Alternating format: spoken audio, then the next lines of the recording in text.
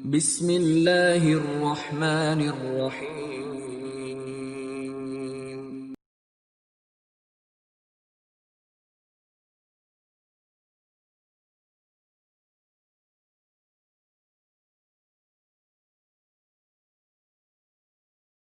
Bismillah, Assalamualaikum warahmatullahi wabarakatuh.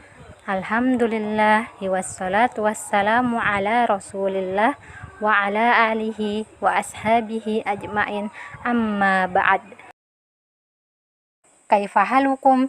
Semoga pada pagi hari yang berkah ini kita diberikan oleh Allah Subhanahu wa Ta'ala kesehatan sehingga kita mampu mengikuti kegiatan-kegiatan kita pada hari ini, dan semoga Allah Subhanahu wa Ta'ala memberikan semangat dan kemudahan dalam menuntut ilmu. Sebelum memasuki pembelajaran pada pagi hari ini, marilah kita berdoa kepada Allah Subhanahu wa Ta'ala agar diberikan ilmu yang bermanfaat. Allahumma inni as'aluka ilman nafi'an wa rizqan thayyiban wa amalan mutaqabbalan. Anak-anakku yang salih, alhamdulillah kita sudah menyelesaikan subtema 3. Jangan lupa untuk mengulang-ulang pembelajaran sebelumnya ya anak-anak. Hari ini insya Allah kita akan lanjut mempelajari tematik tema 2, subtema 4, bermain di tempat wisata pada pembelajaran 1 dan 2. Materi yang akan kita pelajari pada pembelajaran 1 yaitu yang pertama, persiapan berwisata ke pantai. Yang kedua, soal cerita terkait pembagian. Yang ketiga, karya seni dari bahan alam. Sedangkan materi yang akan kita pelajari pada pembelajaran 2 yaitu berwisata ke pantai. Yang kedua, mematuhi aturan. Yang ketiga, gerak dasar menekuk tubuh. Nah, anak-anak, pernahkah kalian bermain di tempat wisata? Nah, tempat wisata adalah tempat yang menyenangkan. Di sana kita dapat melihat-lihat tempat yang indah.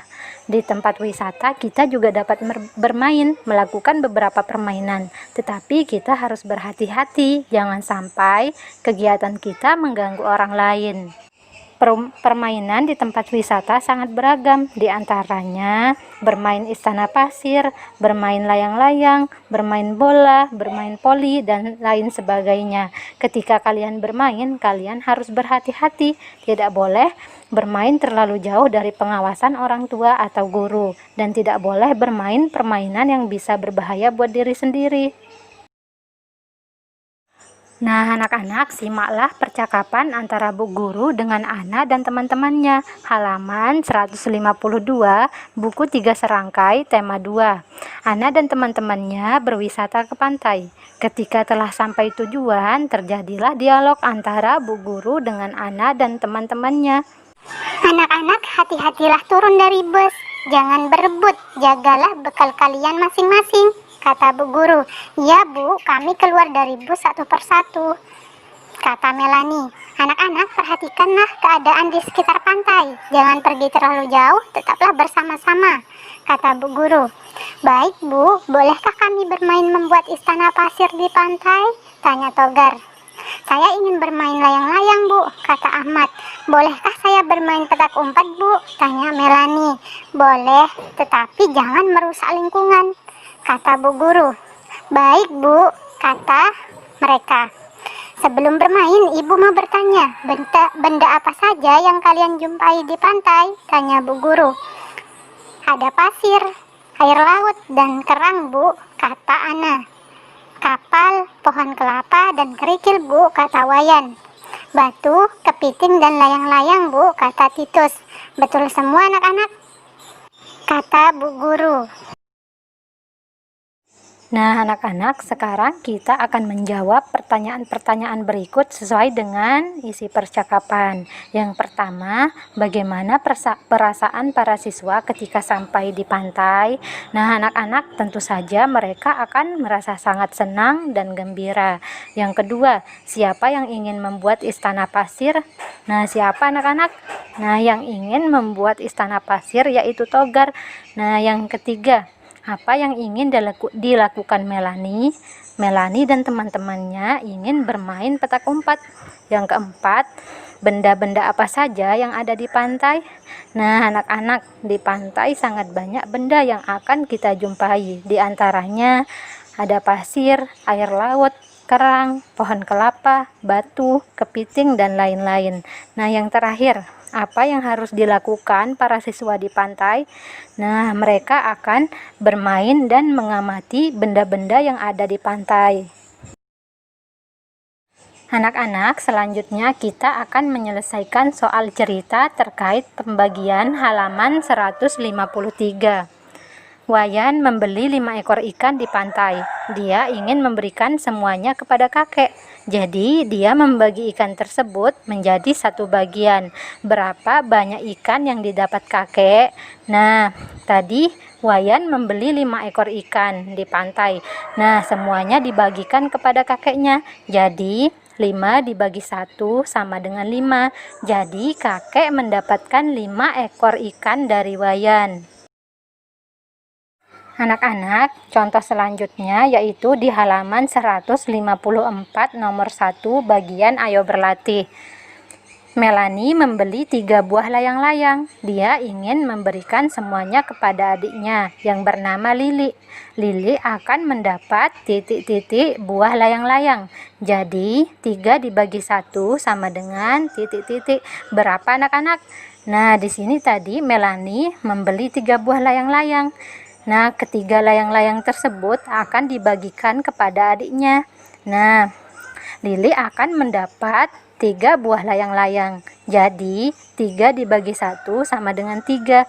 Dari sini, kita bisa menyimpulkan bahwa jika suatu bilangan dibagi 1, maka hasilnya bilangan itu sendiri. Simaklah teks percakapan tentang pembagian berikut ini. Aku membeli 5 buah gantungan kunci sebagai oleh-oleh. Kelimanya aku berikan kepada ayah, ibu, kedua kakakku, dan bu guru. Tahukah kamu berapa buah gantungan kunci yang diterima oleh setiap orang? Tanya Melanie. Berarti 5 dibagi 5 sama dengan 1. Setiap orang mendapat 1 bagian, kata Udin. Benar sekali, itu cara lain untuk menggunakan pembagian dengan angka 1, kata bu guru. Contoh soalnya nomor 1 halaman 155 bagian Ayo Berlatih. Rasti membeli 3 buah layang-layang.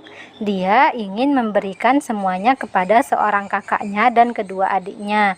Maka setiap orang akan mendapat titik-titik buah layang-layang. Jadi 3 dibagi 3 sama dengan berapa anak-anak? Nah, Rasti di sini membeli 3 buah layang-layang yang akan dibagikan kepada seorang kakaknya dan kedua adiknya. Jadi, Rasti akan membagikan layang-layang kepada 3 saudaranya. Maka setiap orang akan mendapat 1 buah layang-layang. Jadi, 3 dibagi 3 sama dengan 1. Nah, anak-anak, selanjutnya kita akan mengamati gambar karya seni dari bahan alam. Di pantai ada beberapa bahan alam yang akan kita jumpai. Di antaranya ada pasir, kerang, dan lain sebagainya. Banyak dari benda di alam bebas itu bisa dimanfaatkan untuk membuat karya seni, seperti pada gambar berikut. Nah, anak-anak, kita lanjut ke pembelajaran 2 ya. Murid kelas 2 SD Islam Imam Syafi'i akan berwisata ke pantai. Mereka sangat gembira. Mereka membayangkan dapat bermain di pantai. Mereka dapat bermain pasir, berenang, atau berjemur.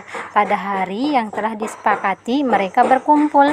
Mereka berangkat naik bus sekolah pada pukul 6 pagi. Perjalanan dari sekolah sampai ke pantai diperkirakan selama 1 jam. Semua dianjurkan untuk sarapan terlebih dahulu di rumah. Setiap anak hanya membawa 1 tas.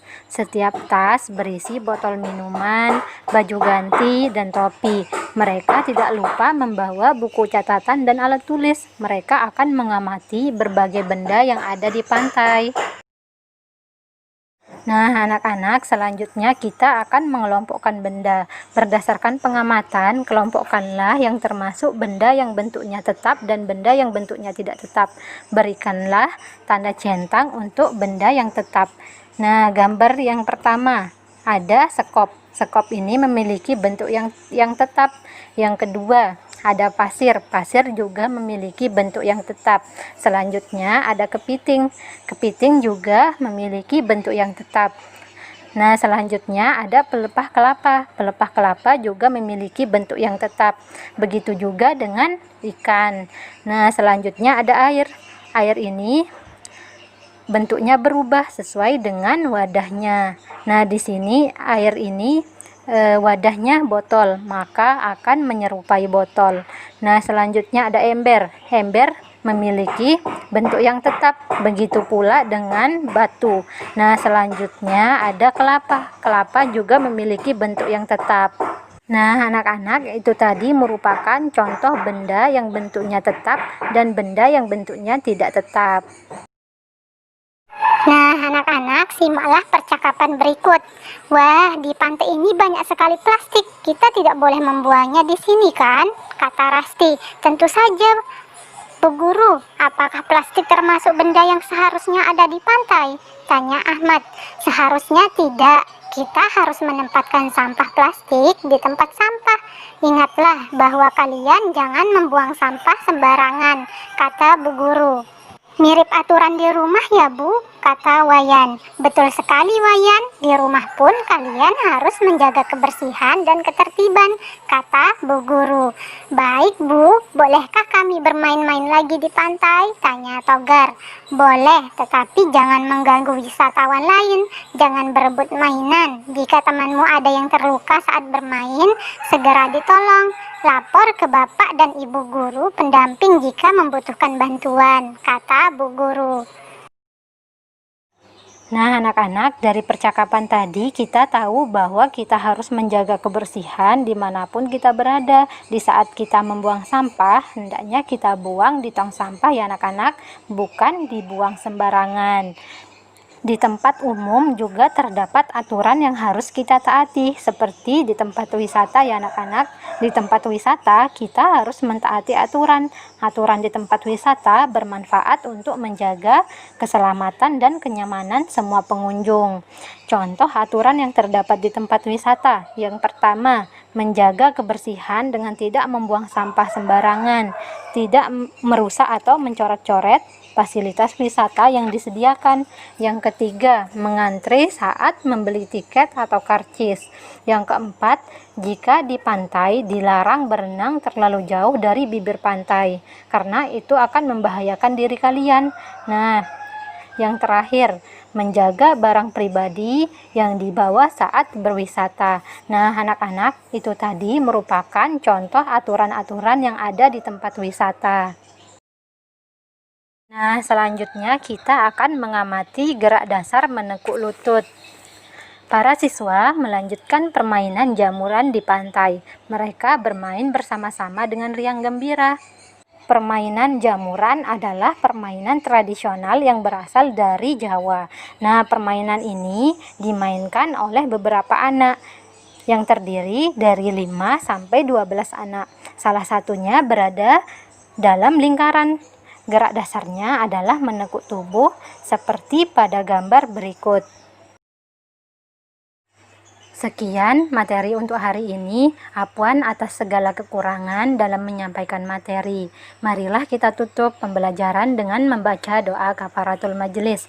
Subhanakallahumma wa bihamdika asyhadu an la ilaha illa anta astaghfiruka wa atubu ilaik. Jazakumullahu khairan wa barakallahu fikum. Wassalamualaikum warahmatullahi wabarakatuh.